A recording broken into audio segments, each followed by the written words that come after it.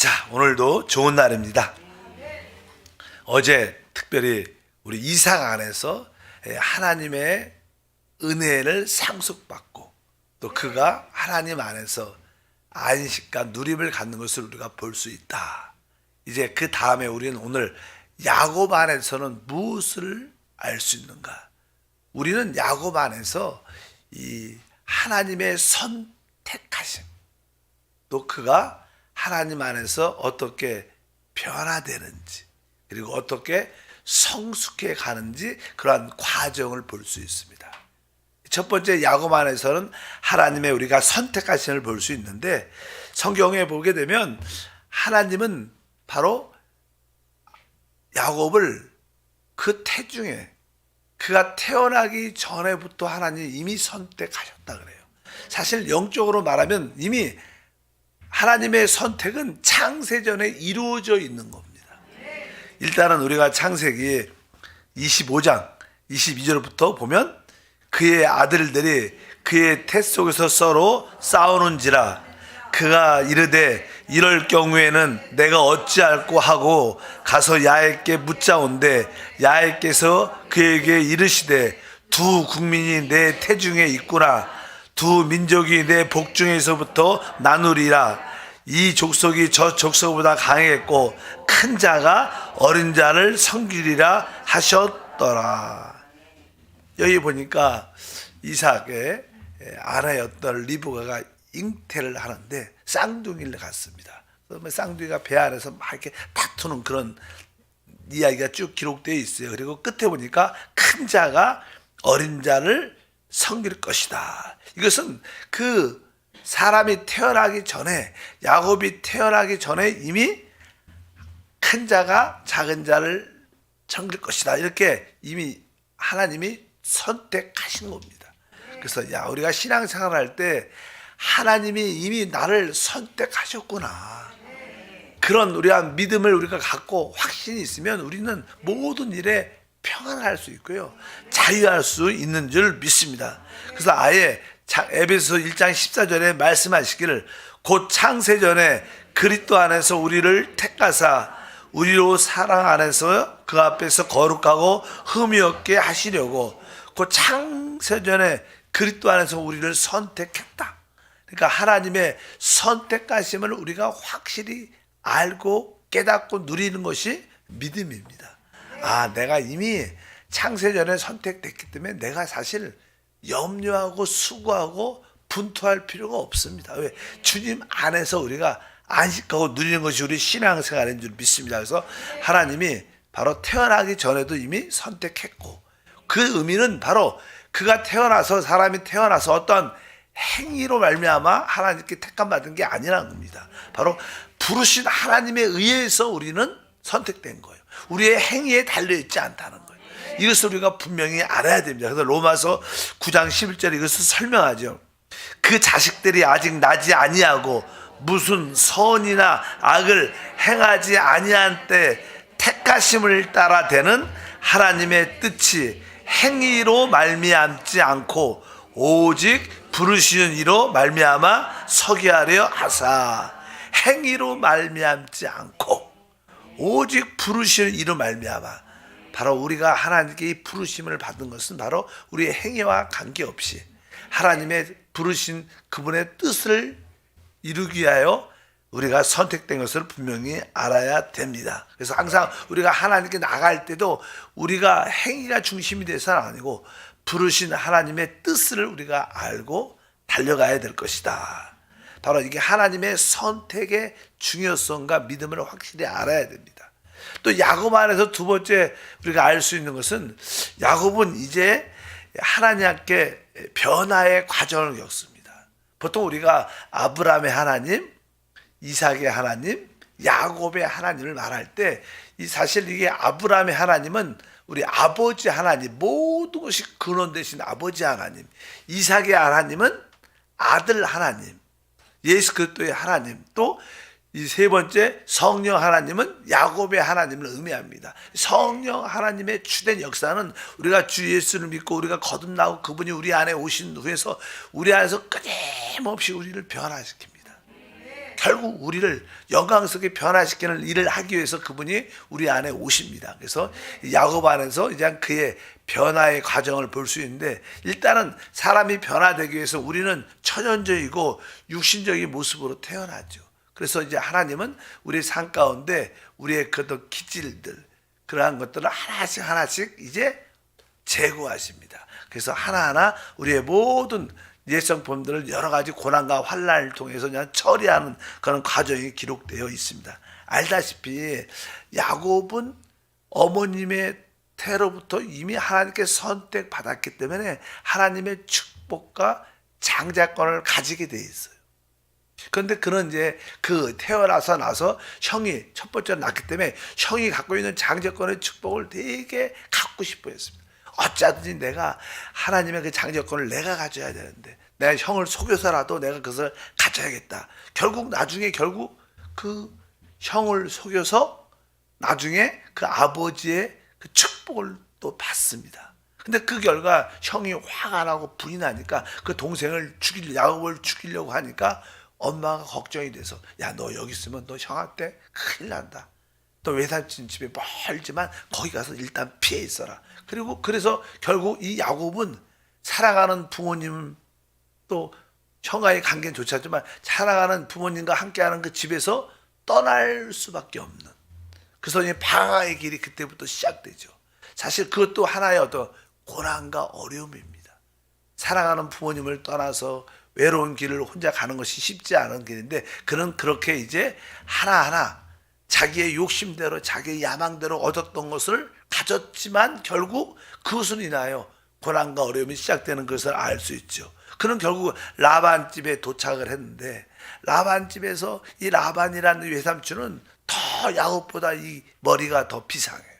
속이는데 기재입니다. 그래서 어떻게 하면 저 야곱을 내가 혹사시켜서 내가 어떤 노동력을 착취해서 내가 많은 것을 내가 받을 수 있을까. 그래서 라반은 그 야곱과 이렇게 여러 가지 계약을 많이 합니다. 나에게 두 딸이 있으니까. 그래서 이게 결국 두 딸을 얻기 위해서 한 14년 동안 혹독한 일을 하게 됐죠. 그리고 또 이제 자기 어느 정도 재산을 얻기 위해서 6년 이상도 계속 일을 합니다. 그런 가운데 이 라반은 야곱에게 어떠한 싹을 이렇게 약속을 하지만 그 약속도 몇 번, 10번 이상 바꿔요.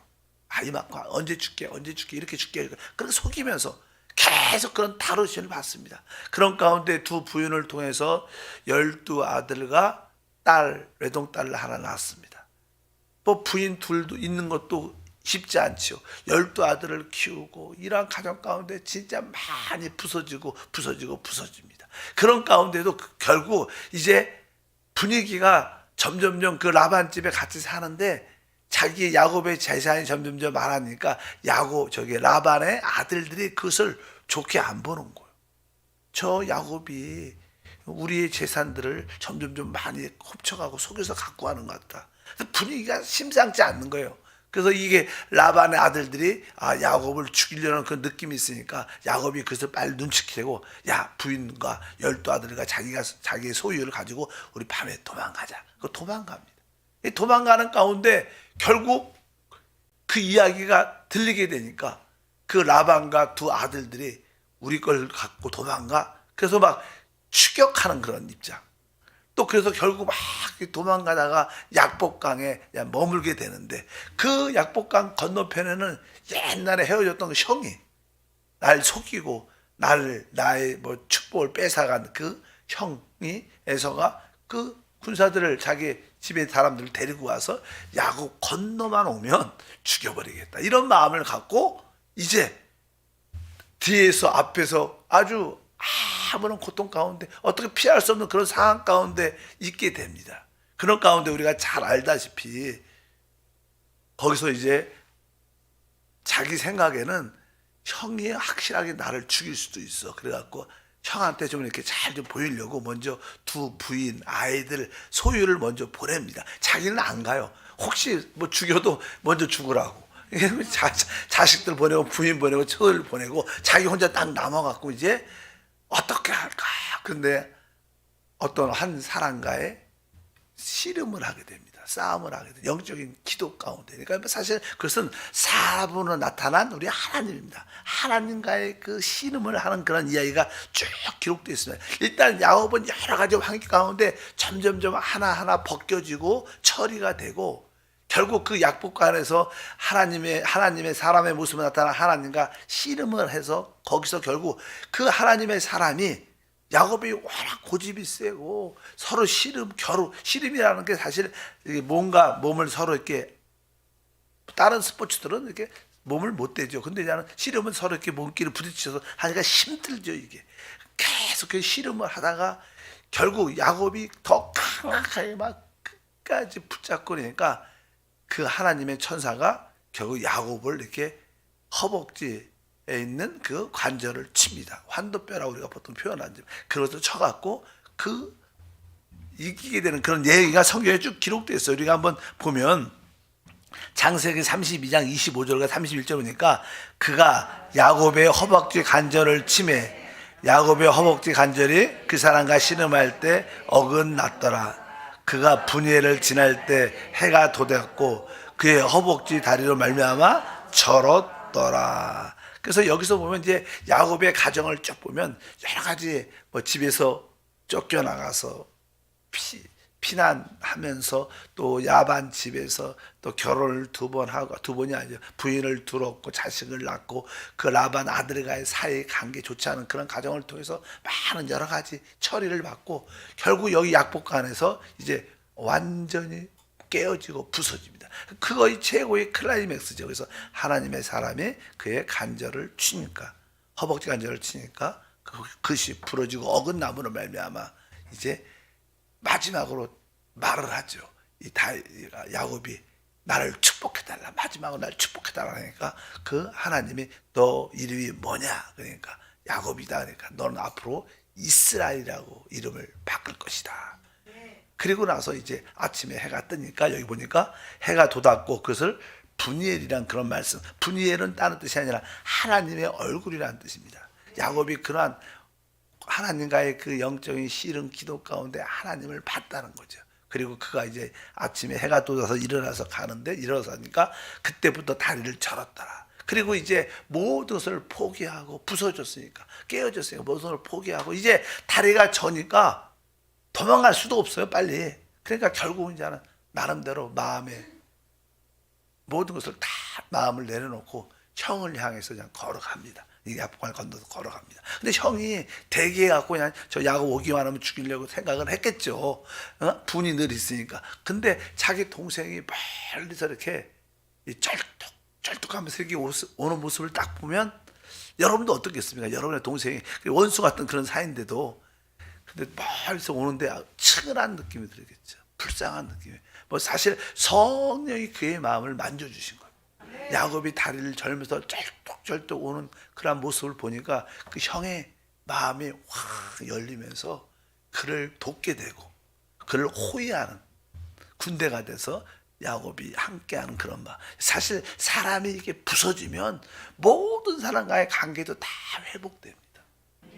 내가 아직 고집이 세고 내 의지, 내 뜻, 내 목표를 이루려고 하니까 다른 사람과의 어떤 싸움과 상태가 좋지 않은 것이, 내가 진짜 부서지면 모든 사람과의 관계도 다 풀어지게 돼요.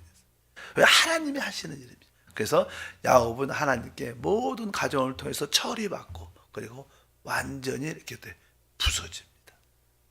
그래서 성령의 역사는 우리의 가장 강한 부분을 깨트리는 일을 하십니다. 그래서 야곱은 바로 이러한 가정을 통해서 확실히 부서지고 그리고 평생을 절죠.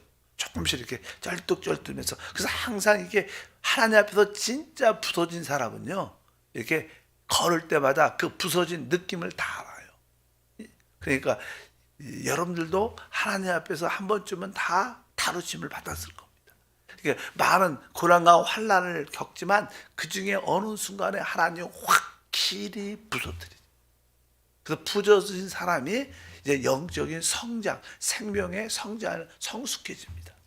하나님은 바로 그런 표현을 갖기 원하십니다. 그래서 결국 야곱은 부서지게 되고 결국 영적인 성장, 성숙한 모습을 갖게 됩니다. 사실 우리가 영적으로 성숙해졌다. 이것은 무슨 뜻인가? 진짜 영적으로 성숙해졌다는 뜻은요, 다른 사람을 진심으로 어떤 누구더라도 축복할 수 있는 사람이 되는 거예요. 진짜 마음속 깊은 곳에 어떤 사람을 만나도 진심으로 축복. 야곱은 전만 해도요, 아주 머리가 비상해서 좀 좋은 것만 있다 그러면 내가 가지려고. 어찌하든 수단과 방법을 가리지 않고 내가 소유해서 내가 빼앗아서라도 내가 가져야겠다. 내가 먼저 가져야겠다. 늘 그런 마음.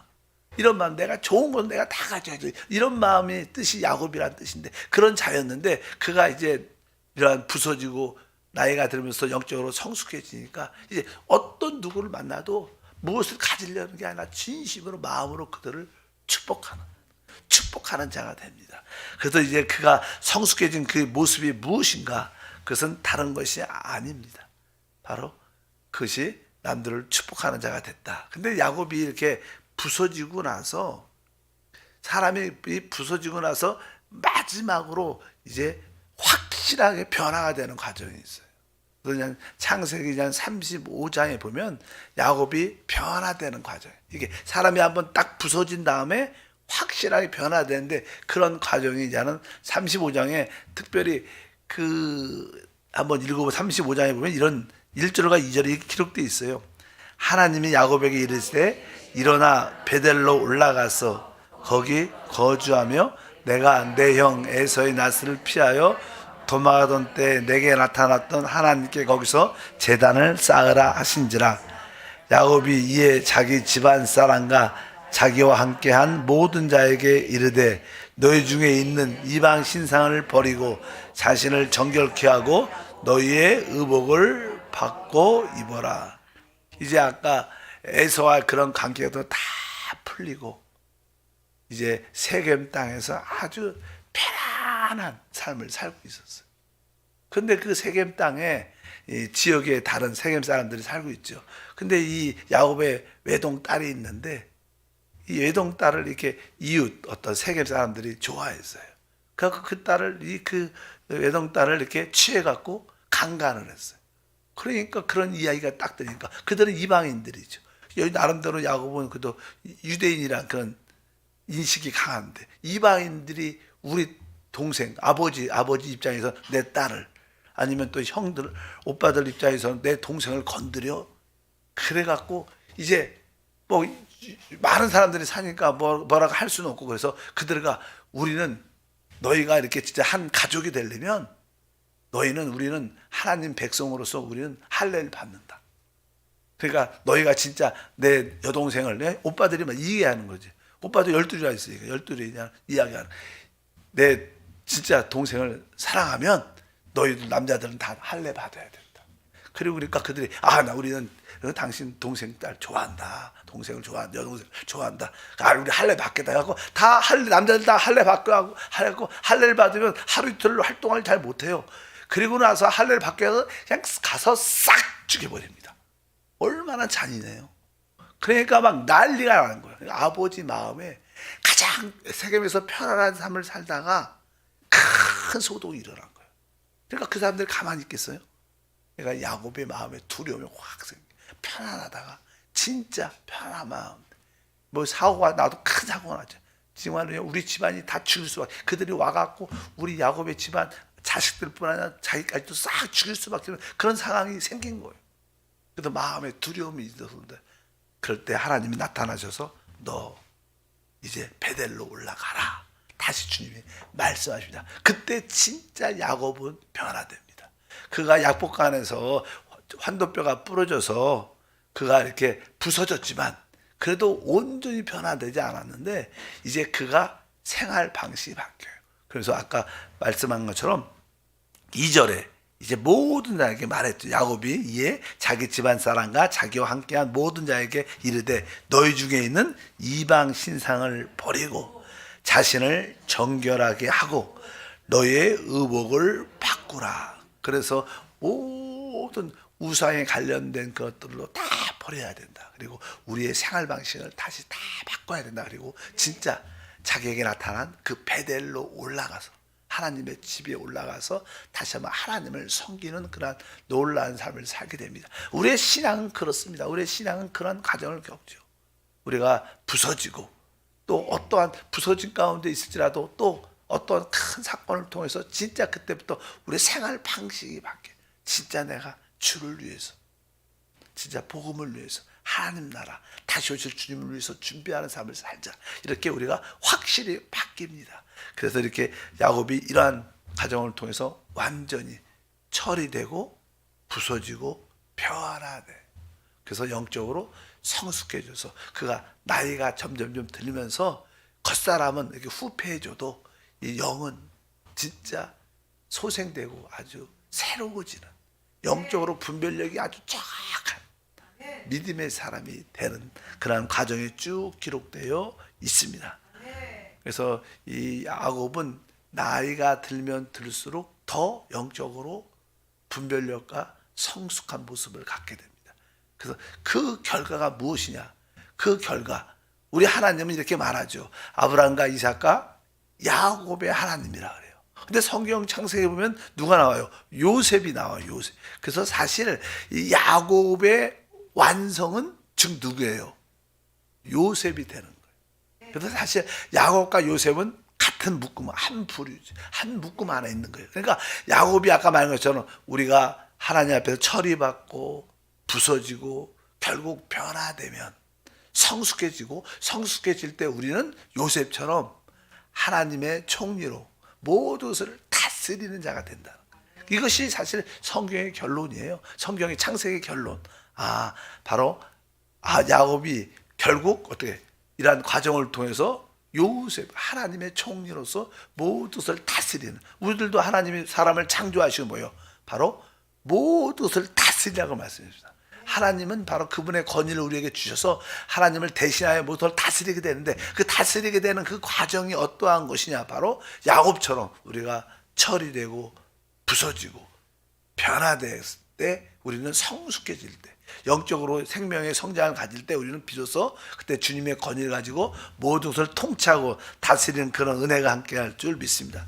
창세기 47장 7절과 10절 보면 우리 이 야곱이 이제 요셉이 결국 총리가 됐다는 이야기를 나중에 들어요. 그래서 그 애굽으로 내려가는데, 그때 바로 왕, 그 당시 최고의 왕인 바로 왕을 만날 때도 무엇을 요구하고 달래는 게 아니라 그 최고의 높은 그 왕을 축복하는 그런 얘기가 계속써 있어요. 읽어보니까 요셉이 자기 아버지 야곱을 인도하여 바로 앞에 서게 하니 야곱이 바로에게 축복하매 야곱이 바로에게 축복하고 그 앞에 나오니라. 이렇게 계속 축복한다는 그런 말씀이 기록되어 있어요. 이것은 바로 그가 성숙했다는 그런 의미를 갖고 있습니다. 그리고 마지막으로 아까 말씀드린 것처럼 바로 야곱과 요셉은 같은 한 부류다. 그 야곱의 마지막 모습이 결국 요셉이다. 그래서 요셉은 바로 하나님을 대신해서 모든 것을 다스리는 자가 되는 것을 우리가 분명히 알아야 됩니다. 마지막으로 창세기 41장이죠. 40절과 41절에 보니까 너는 내 집을 다스리라. 내 백성이 내 명령에 복종하리니 내가 너보다 높은 것은 내 왕자뿐이니라. 바로가 또 요셉에게 이르되 내가 너를 애굽 온 땅의 총리가 되게 하노라.